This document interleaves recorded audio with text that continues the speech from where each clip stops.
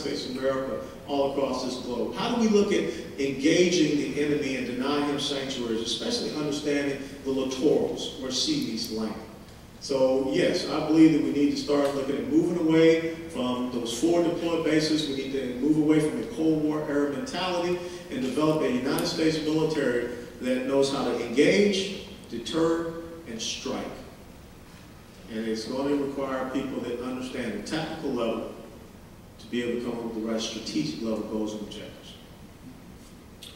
Two related questions, one from Destiny DeJesus of Oakland Park. Why don't you support women's reproductive health care? And Marcia Halpern asks, why do you support legislation that is bad for women's health? Well, considering the fact that I've been married for 23 years and I have 2 daughters, I definitely promote their health care. Now, if you're asking me, you know, why do I not support abortion as a means of birth control? I'm not. I do understand that in the terms of rape, incest, or the true threat of life to a young woman, that I do support her making that decision. You know, and that's something I've talked over with my wife and my 2 daughters, and they support that decision. And I also think that the federal government needs to be a better steward of American taxpayer dollars, and they need to look at where they're forwarding those American taxpayer dollars.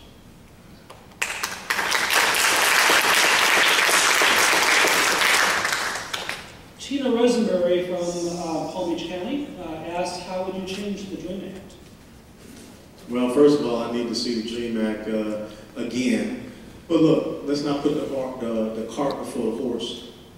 If we, first of all, don't secure our borders, if we don't enforce our laws, why are we going to start offering things before we take care of those things? You know, Ronald Reagan back in 1986 had an amnesty program. And what was contingent upon the amnesty program was the federal government would secure the borders and enforce their immigration laws. We still have not done that. So why do we continue to want to put the carrot out there? Why do we continue to want to put the cart before the horse? Illegal immigration is a situation that can end up destroying this country. It's a national security issue. It's an economic issue. It's a law enforcement and local criminality issue. It's an education issue. It's a healthcare issue. And if we don't start getting this thing under control, it will bring this country down. So once we get it under control, once we get an understanding of this thing called illegal immigration in the United States of America, once we're able to come up with a viable solution where we can work with our agricultural industry and make sure we don't decimate the workforce that they need and require, then we can start talking about some of the other things we want to do that are positive aspects. But don't do that first and foremost, because I guarantee you're just going to have a continual flood of people that will come here and they will set up station here in the United States of America. One of the most important things we need to do with the immigration process, we got to do better in refining our visa systems over these foreign countries. A lot of people are coming here, you know, the back doorway because it is so hard to get in here in the front doorway. So let's make sure we grease the hinges on the front door so people can come here in the right, proper way.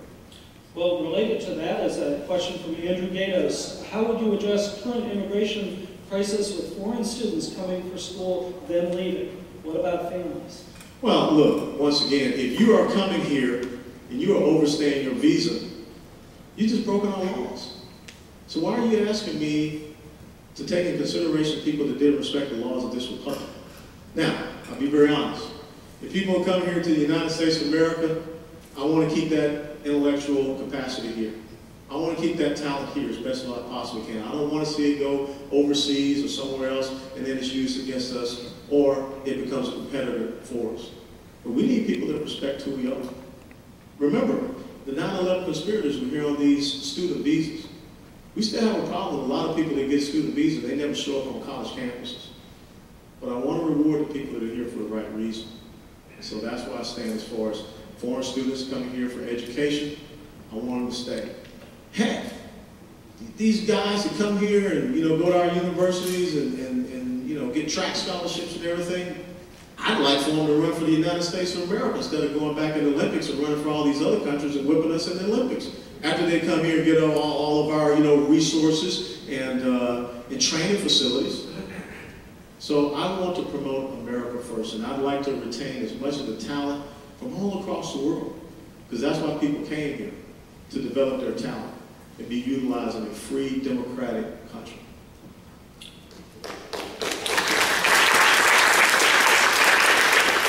Donald Kaiser from from Boynton Beach asks, why hasn't Speaker Boehner brought the E-Verify legislation to the floor for a vote? Well, I can tell you, nobody wants to touch illegal immigration right now. I'll be very honest. Because, for whatever reason, they think it's a political hot potato. I know there's some people over on the Senate side are looking at doing something with the DREAM Act, and we'll see which way that goes. But, I'll have to ask the Speaker when I get back up there next week if he ever plans on bringing it. Ask the majority leader. But I can tell you right now, those contentious things such as that, not too many people looking at bringing that up. And look, let's be very honest, okay? It's an election year and people are worried about certain constituencies and what have you. This is what I want us to start doing. Let's stop looking at America as collectives. This group and that group and this group. We need to start talking to the American people as American people. And stop worrying about appeasing and pandering to certain groups. Let's talk to people about the future of this country. Let's talk to people about that number up there. That's the most important thing.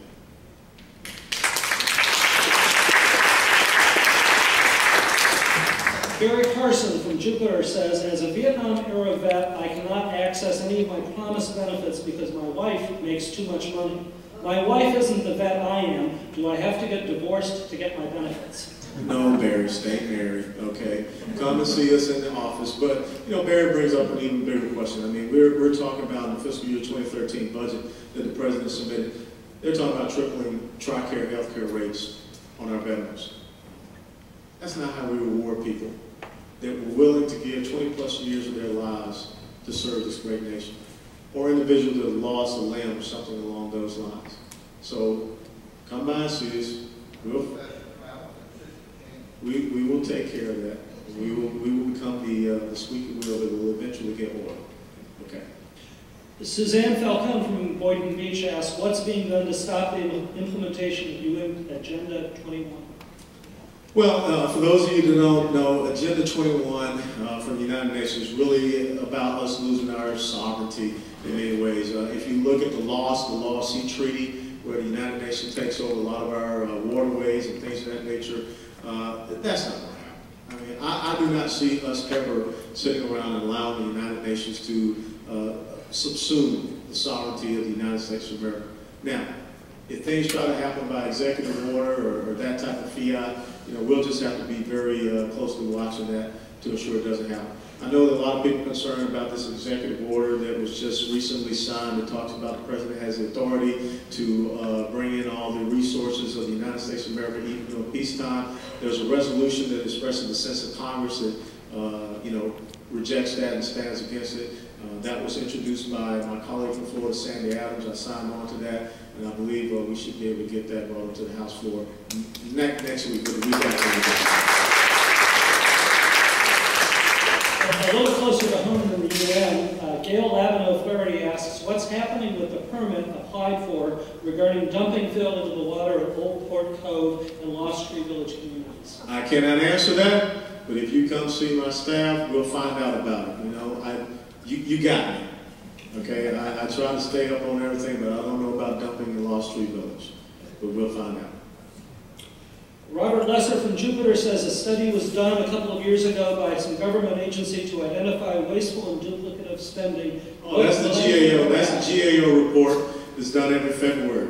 Last February it came out there was $200 to $300 billion of redundant and duplicative programs in Washington, D.C.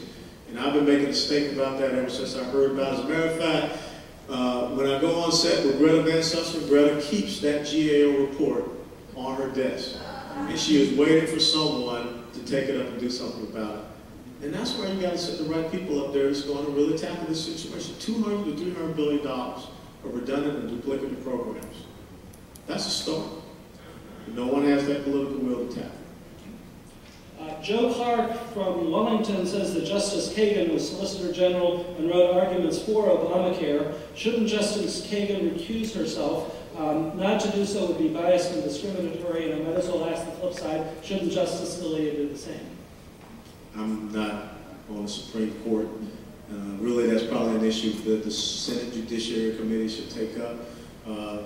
I would think that if you are honorable and a person of, impeccable character. If you believe that you can have some type of undue influence, maybe you should recuse yourself. But I can't say that.